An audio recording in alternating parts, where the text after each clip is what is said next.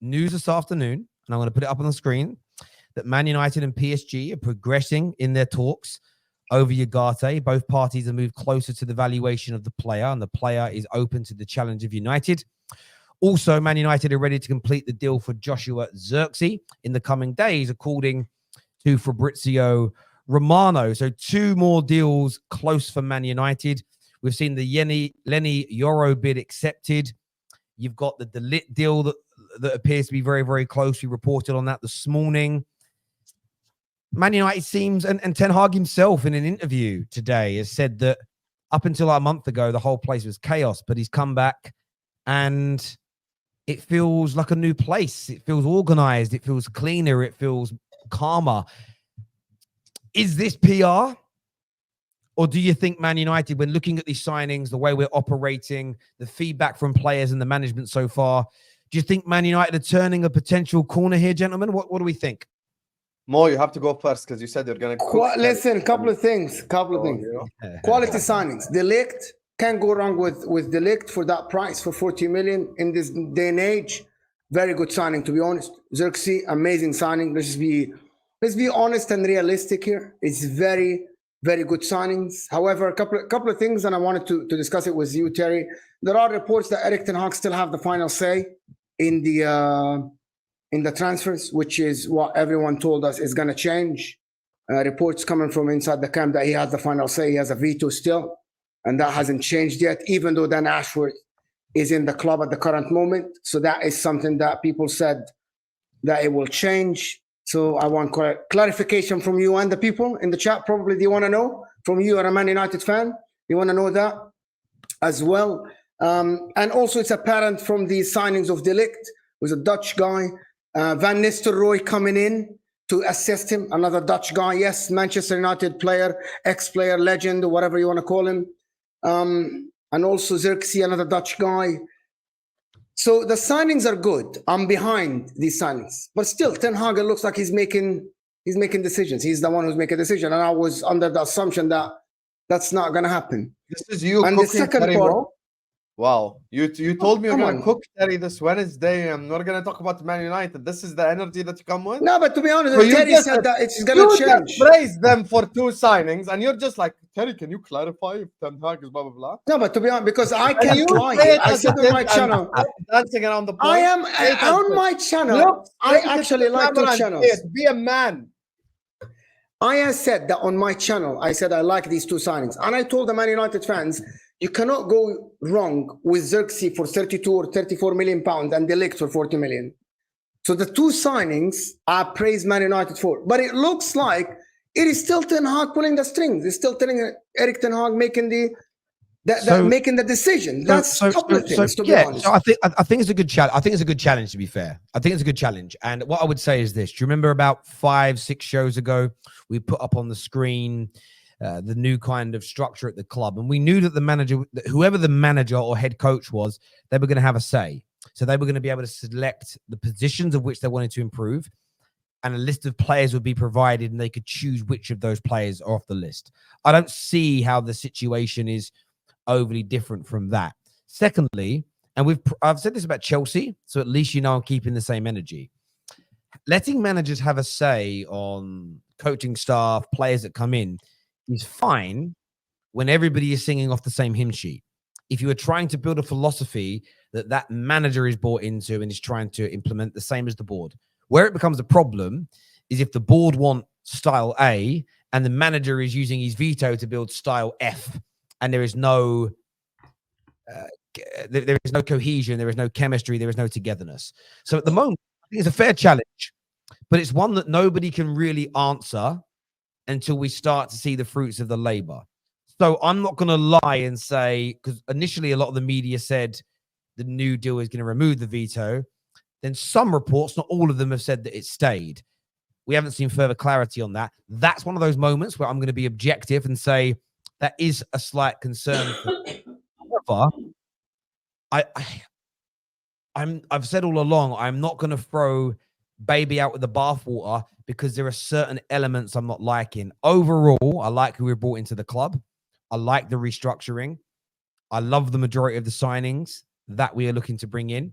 I love that we have said, look, stylistically, from a, your coaches that you brought into club haven't worked. We're going to look and help to bring new people in. And we've gone for a Dutch theme, which makes sense when you have a Dutch head coach. The only time this is wrong is if we are building it for Ten Hag, he fails, the next guy comes in and we say, right, everyone's leaving now. We're now going to bring a Spanish manager in and start hiring Spanish coaches that understand. Then I'm just going to say, well, we're in the same place as we were. We're basically doing a rebuild every single time we change manager. We don't know whether we're going to stay on this path until we have the opportunity to move until the manager leaves and that comes up. So there are definitely areas where there's question marks over. Terry, can I tell you why I think you're wrong? Go on. I'll tell you why I think you're wrong. And, you started off your statement by saying you've said this about Chelsea, so you've kept the same energy. And I would start off my statement by saying I've said this about Chelsea and my club and Manchester United, so I'm keeping the same energy all the way throughout. I do not believe managers should play significant roles in picking out players. This has been, I've said this about my own club, Terry, so I'm not like sitting up here and waffling about something different. The reality of the situation is, look, I praised Man United. Actually, it's been very funny on Straight Facts over the last 3-4 weeks. It's usually been more attacking Man United than me praising them because everything made sense to me. The no Galacticos from the start of the graphic that Ineos posted, with no Galacticos, all that stuff. I agreed with them. I think the fact that they're getting in football transfer decisions, by like collective, I agreed with that. There's a lot of agreed on. But the one thing is, I'll say, the veto power thing that came out, I don't think any manager should have any veto power because that's what led Liverpool from going to winning Premier Leagues and Champions Leagues to the position we were in over the last 4 years. You can build a very good team. You can build an unbelievable team. However, you won't be able to get over the line because the same manager will have loyalties towards the players that they themselves chose. Yes. And it might get to the position where you need that extra 2 or 3 improvements, but the manager refuses to get them, and you end up not getting over the line. Now, with Man United, the one thing I'll say, look, obviously, Xerxes is a good signing. Obviously, De Ligt, for the price tag, as Mo said, listen, let's be honest. 35 million, today's football, that's peanuts. That's nothing. Same thing with Xerxes, he's a young striker. So the direction is clear. We're going a bit more young, a bit more, trying to prove themselves direction, which I understand. But at the end of the day, it still stinks of the same kind of concepts. Like, signing Dutch players who have worked before under Ten Hag. So I do understand that, but we've also put bids in for Branthwaite, Lenny Yoro, Ugarte. There's zero connection to Ten Hag in terms of them. So that's focusing on one signing's played for him. Xerxes Dutch, but most of his career has not been in the Netherlands, in terms of, where he's learned his football. But what I would say is different is I don't mind if a manager has a veto as long as the options that he's choosing from are picked by the director of football. And I think we spoke about this last week or the week before. If there is a threshold to which Dan Ashworth and Wilcox have to find 3 players, we found 3 players that we believe all are good enough to improve us. The manager or head coach having the final say of those 3 is fine if all 3 are good enough to take us to the next level. There's a comment that came through, and I've lost it now. Here it is from John that says, not on their own. That is where I would agree with you, Hassam. If the process was, we found these 3 players, but Ten Hag can say no to them and just go out and buy his own guy, that's what I've got an issue with. Now, I don't think the veto is even at that point. It just means he can say no to a player that he doesn't rate to a certain degree. But if we're bringing in 2, 3, 4 options and they all meet the threshold, then it doesn't really matter to me. But I think there's one of these things in this circuit, and this is both positive and you could argue sort of subjective and a little bit objective when it comes to Man United. I think we can nitpick, and often we don't know the full ins and outs of these stories. We're all thinking and assuming because of one report from ESPN that the veto still remains.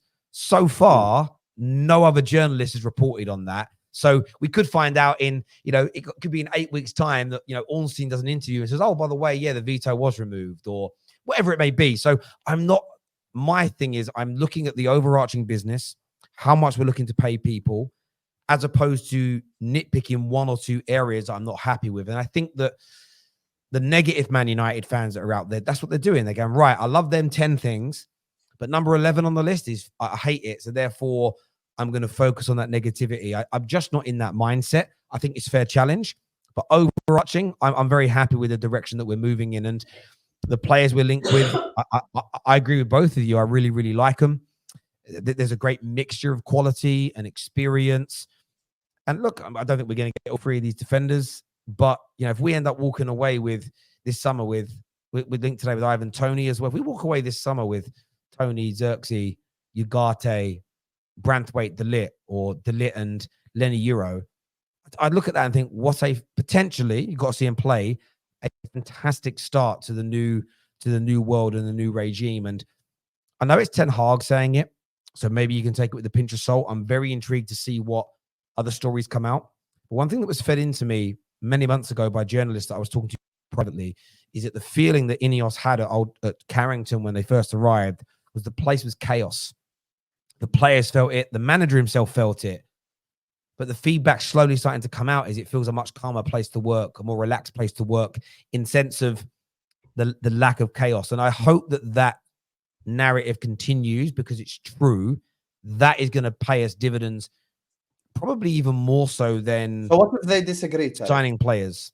With who? What if the board members want a player, but the manager wants a player? Why? What happens? Well, it depends upon what stories you want. And this is the problem with this in terms of, I think we've got to wait and see. And what I mean by that is there are some stories that say the manager gets a veto, but it's on the options that the director of football have brought in.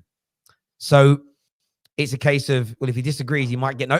He might say, actually, I don't think any of these players are good enough, and he may say no to it. He may have that power still. He may not, but then he's not getting any individual.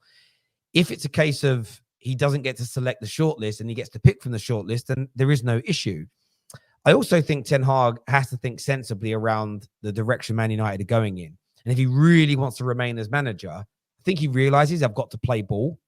So there's an element here of, yes, it's in the agreement that he can veto, but maybe he's going to be sensible and not if he really wants to remain at the football club.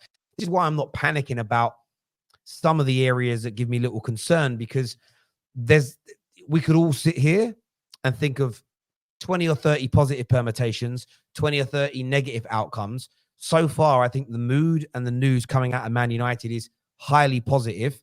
So I'm going to stay in that camp. Doesn't mean I don't have concerns and worries, but I think the way we play football, the progression of the team next season, I think that will tell us the answers. I think that will be the answer, how we perform on the pitch versus nitpicking every single rule. And like people did. Some people didn't like the idea of. Some people didn't like the idea of no Galacticos, but that all depends upon your interpretation of what a Galactico is. So, yeah, look, for me, I'm relaxed about it. I'm open to the challenge that's there, but I'm not going to be nitpicking and throwing the baby out with the bathwater because the veto might still be in place or because there's a player we're signing that I don't personally like. I don't see the likes of Barada, Ashworth, Wilcott, Vivell all coming in and Ten Hag simultaneously just telling them all to fuck off and buying who he wants. I just don't see they would have spent all that time and money to allow that situation to happen. I think that there'll be a gentleman's agreement of some level. I don't think they've even kept Ten Hag if he was going to go against the grain and stop what they're trying to build. I just don't personally see it. I just don't think they're going to do that personally.